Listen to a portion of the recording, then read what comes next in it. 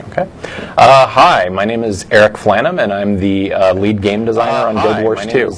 Hey, I'm Colin Johansson. I'm the lead content designer on Guild Wars 2. And this is the first of our TAD Talks here today.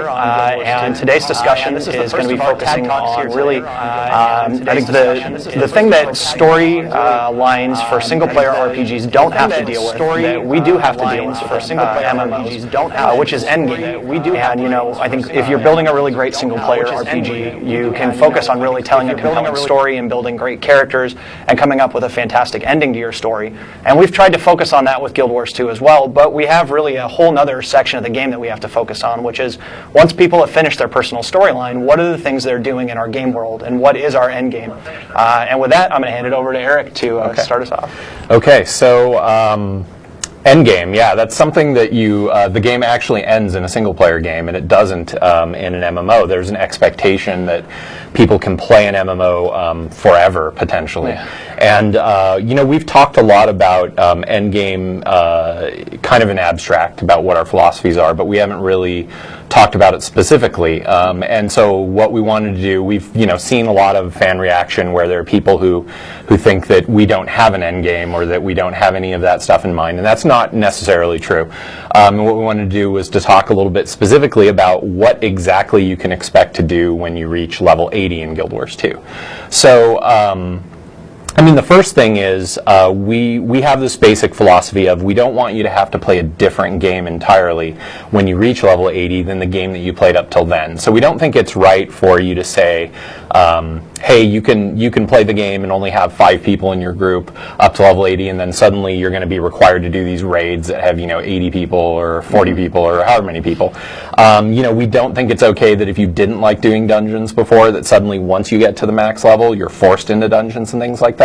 And I think that's where a lot of people mistake that for kind of lack of endgame in our game. But what we're really saying is that you can do the things that you enjoyed doing up to get to level 80 at level 80 still. And I don't know if you want to talk about some of the, like, so for example, let's say I really enjoyed doing the open world stuff. I really enjoyed doing events and all of that. So when I get to Ore changes a little bit from the rest of the game. Right? Yeah, and Ore is really distinct in that it's really focused on the events, and that's a big kind of structure of Ore. There are no renowned hearts in Ore because there are generally very few friendly NPCs in Ore, and the stories are really focused on these very large meta events that are tied around taking key locations in Ore and the progression to fight your way into Ore through these huge event chains that are massive amounts of players working together. So, you know, the first map in Ore involves the players really trying to take 3 landings on the beachhead of Ore, and this is almost like storming the beaches of Normandy in a sense. You have sort of the northern assault path that is sort of the by sea and air path where you're firing golems that land on the beaches, and there's submarines that sail in and escort troops to get in. You have the center path, which is really just the Navy, and you have subs and you have boats that are sailing in and progressing towards that landing. And then you have the southern assault path, which is a whole nother meta chain where troops are progressing along bridges and pontoons and everything that have been built to get forces into Ore. And then once you've got them into Ore, you have all these different event chains where you're trying to take control of each of the big corrupted god temples for the gods that were set up in Ore. Yeah, because Ore was originally kind of the center of the gods, like kind of Holy Land, way back in Guild Wars history. And so there are all those original temples built to Balthazar and Duena, and those have been corrupted by Zaitan. And so we'll get to see. I know they're pretty spectacular. Yeah, they are amazing. And because this is such a really holy land, there are little god statues scattered all over Ore. And if the Oriens hold control of the giant god temples, all the little statues are activated and held by Zaitan, and they cause all sorts of crazy effects to go on. So roots will come out of the ground and grab you, and you'll be unable to use some of your healing abilities and different things depending on which of the little god statues you're around. And so the players want to take control of these giant temples and hold them because it makes the entire progression through Ore easier. The other thing it does is the final progression to get up to where the final dungeon in the game is has these little statues along it. And turning those off, holding the big temples, makes it easier to progress to get to that final dungeon at the end of the game. And that's a huge event chain that kind of progresses along the bottom of Ore to get all the way through to the end of this. And a big part of the game is going to be people constantly fighting to hold all of these god temples and holding them for all the players on their server or their world. And then once they've got those, keeping control of them while they progress and fight their way up to the main battlefront and hold that entrance to the final dungeon in the game. Yep. So you mentioned dungeons. That's really good. So how many, so people who love playing dungeons, they'll have dungeons at endgame that they can do as well, right? So how many of them are there? There are a whole bunch of dungeons that are set up all across the game. We have 8 story dungeons all total, and then if you include all the different paths that you can take through the different explorable dungeons, there are actually over 25 different explorable dungeon paths that are available in the game. And many of them are set up to be level 80 only, and many of them are ones that you can go do at a lower level and come back to it and get sidekicked, get down leveled down to the level of that area, and then participate in that dungeon and still have it be a challenge for you, whatever level you are. And that's a big part of the core philosophy for the game is all the dungeons are always available at endgame. Once you get to the level that they're available to you, you can always go back and keep playing them. Yep.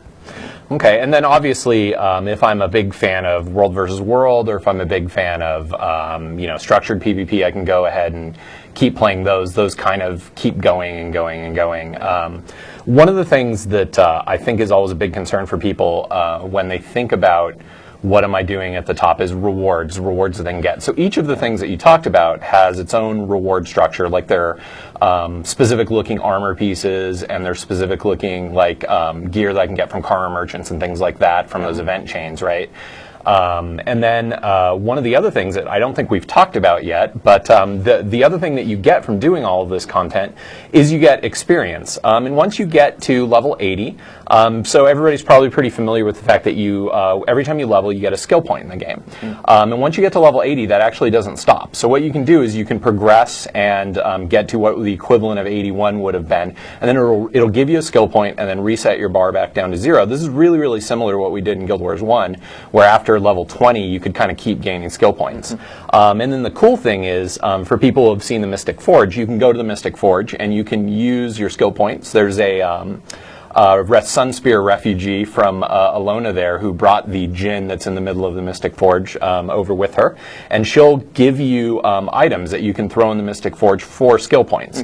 So anything that you do in the game that gets you experience can get you skill points, which you can then trade for these items. Then you can throw the items in the Mystic Forge, and there are some specific recipes. Now there are some items that are like really cool kind of exotic weapons and things that are the equivalent of kind of the high-level gear that you can get in the game, and there are some fun consumables that you can use, and you can actually use some skill points to transmute materials into other materials if you're a big crafter and stuff like that. But I think the most exciting thing that you can make in the Mystic Forge, and we haven't really talked about these before, is legendary weapons. Oh yeah. Yeah. And so legendary weapons are basically weapons that take I guess you would say a really, really specific, large, concerted effort from the user in order to get them. They require a lot of different components that you get from a lot of different places in the game, and a lot of those things are things that you can't just buy from another player. They're things that you have to do yourself. They're things that you have to accomplish yourself. So you kind of have to show mastery at different parts of the game. And legendary weapons, of course, are not any more powerful than kind of the top-level exotic weapons. In fact, each legendary weapon is based off of a very specific exotic weapon power-wise. And so they're exactly the same power-wise, but they look a whole lot cooler. And they're the sorts of things that if you see someone using a legendary weapon, you're going to know it immediately. Like, I think you've seen a couple of them. Do you have a favorite? I think the bow that shoots rainbows out of it is pretty good. That's a really good one. Yeah, There's a bow, the short bow, has a rainbow trail that it shoots at the end of it, and it's got like a unicorn head on the front. The Iron Man one is cool. pretty incredible. Yeah, that one is called the Juggernaut. That's a hammer. So the hammer looks like it's got a ball of like liquid metal in it that spreads to your character whenever you equip it, and you leave behind these kind of liquid metal footsteps, and so you kind of look like you're, Terminator. Your armor kind of changes.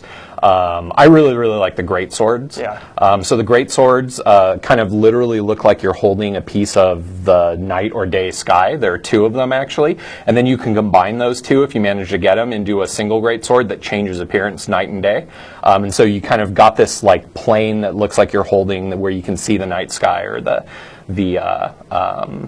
day, like a day sky in it. It's really, really cool. So these legendary weapons are really, really kind of really cool looking. They're and like we said, there's no. You won't get a gameplay advantage out of these things. You're just going to look really cool, and people are going to be like, "Hey, wow, where'd you get that?" It's pretty much the ultimate prestige gear, and they're definitely extremely hard to get. And then the two great swords being combined into the one ultimate great sword is the hardest one to get of all of them. Yeah, because you actually have to do it twice and then combine the two of them. So in addition to legendaries, though, like I said, there are things that are easier things to aspire to that people can constantly spend skill points on in the Mystic Forge, and so that is a big part of the end game. And the nice thing about that end game, I think at least, is that anything you do in the game that gets you experience is potentially contributing toward this end game. So you could go play World versus World, gain experience from that, and you can keep getting skill points, and you can use those skill points. Going and exploring and finding all the skill challenges in the world. I think it takes about 170 skill points to unlock every single skill for a particular character in the game, somewhere around there. And there are over 200 skill challenges in the game, plus you get a skill point every time for leveling up. So you're going to have extra skill points.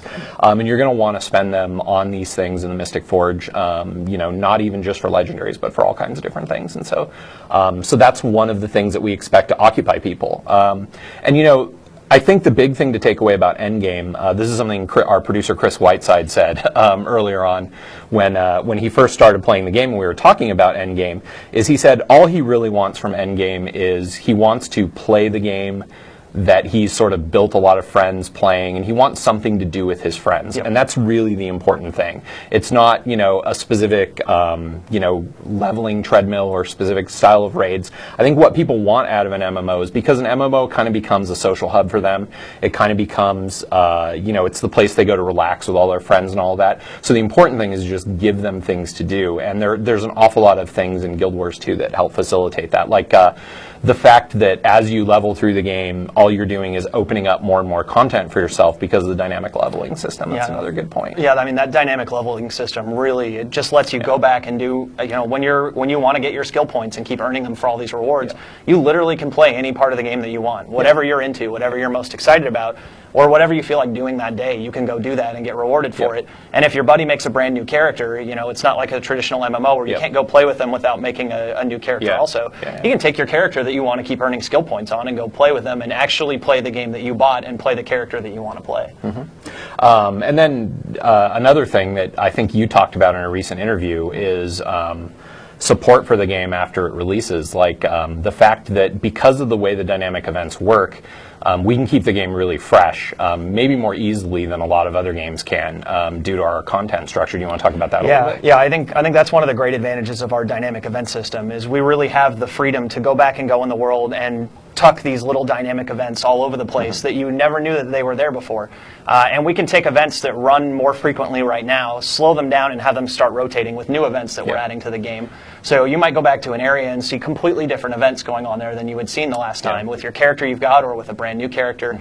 And the honest truth is the better the game does, the bigger the live team is that's going to be supporting that stuff. And we're going to have an extremely large live team supporting this game. Our goal is for people to say that there is no game that gets better support than Guild Wars 2. We fully recognize that any MMO is a service. It's not just a game. And the day the game comes out is the day that's when you have to be ready to go as a service. That's when things really matter for the people playing the game. And so we're going to be there ready to go with this live team, constantly adding content all over the world, adding these new events and adding other things. And then because of the way that our end game kind of works, which is gain experience, and the way that the dynamic event system works, where and the leveling system works, anything that we add in the game is potentially new stuff for you to go see and new stuff for you to go experience. Yeah, we go back and add a low-level dungeon to the game. Everybody can go play that and actually get rewards for it, and it's worthwhile for everybody. So I think that's a huge part of adding to that end game through our live team. Cool.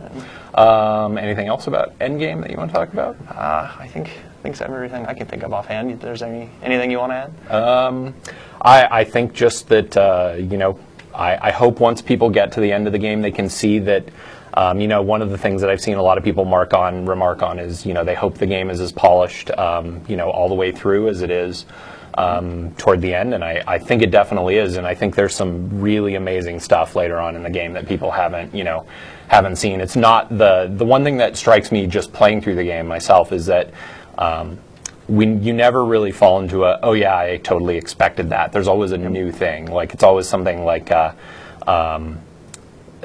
just constantly am walking around and seeing cool stuff, and I don't want to spoil too many things in the end game. I almost said something that probably I shouldn't have. So, yeah, I hope people will really enjoy the end game and to know that we're going to keep supporting the game and we're going to keep adding to the game, and the game's just going to keep getting better. Yep. So I think we're going to take a few questions here from those of you. So we have a question from Twitter from the Bill Murphy. Hey, Bill. One thing I've been very curious to know is how long it takes to develop a dynamic event compared to a standard quest. That's a great question. And the honest truth is that dynamic events take a lot more work than it takes to make a traditional MMO quest. I think by comparison, building quests in Guild Wars 1, we could knock a regular quest out in a pretty short amount of time. And our team working on Guild Wars 1, particularly in Prophecies and Factions and Nightfall, I think Eye of the North were a little bit bigger. But, for those first three, we were a very small team of folks. There were not very many designers and not a ton of folks working on any of those games. And the amount of staff that it's taken to build Guild Wars 2 is, it's, I don't know, 5 times the size, 6 times the size. At least for content designers, yeah. For our department, to build that much content. And the reason for that is every time you build an event, you're not just building a quest. You have to take into account what happens when the event runs again. You have to properly clean up all the stuff after the event happens. You have to build all the rules for how the world changes as a result of that event running. And then you have to build all the events that chain off of that event. And it's extremely complicated. It is, by far and away, as a content designer, it's the hardest thing that I think any of us have ever had to do. But the rewards are just so much more fantastic from what you get out of having that type of content as your core content model. Yeah. And I mean, that was one of the things that I'm not entirely sure we knew we were getting ourselves into at the beginning of the project. So, but yeah, it's been very, very cool though. One of the things too that doesn't get asked, but I think is a big part of that is how much harder is it to test a dynamic event than a traditional MMO quest?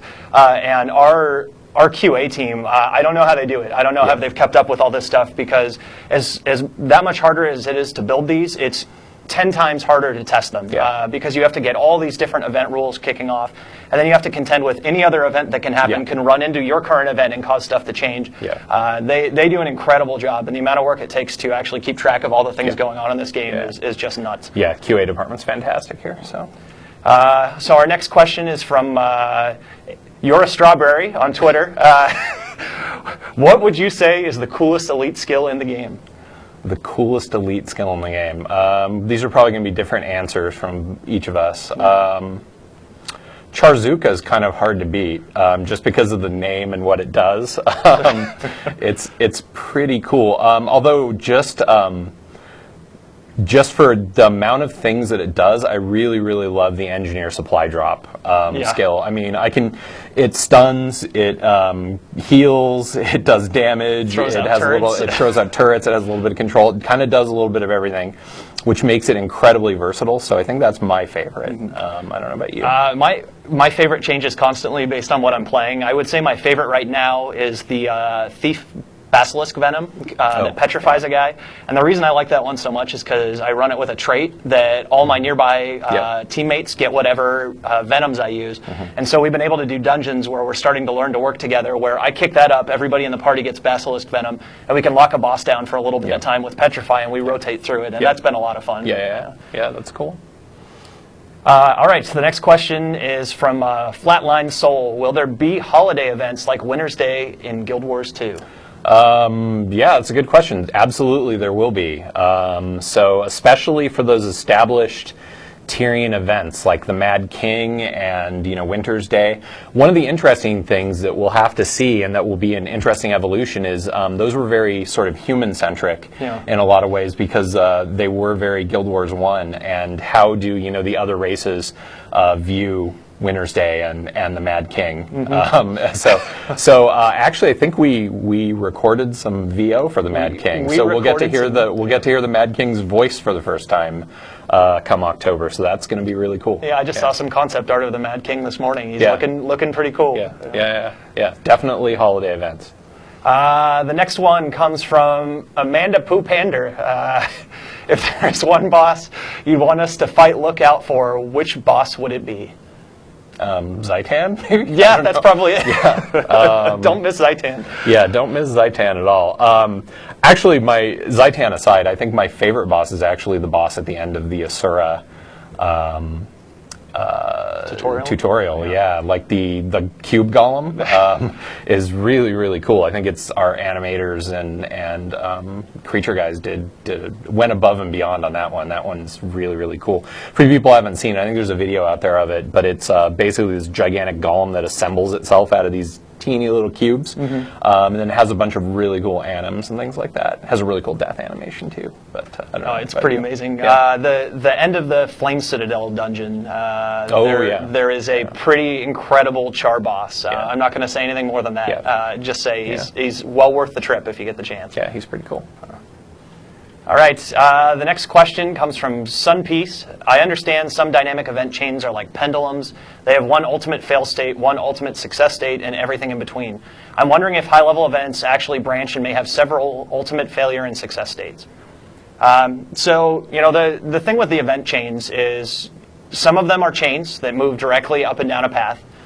Some of them are one-off events that just happen once, and then they don't run until that same event runs again later. And some of them are event webs that have a lot of different outcomes that go in a lot of different directions. And as you get further into the game and we start introducing players more and more to the event system and getting them comfortable with meta,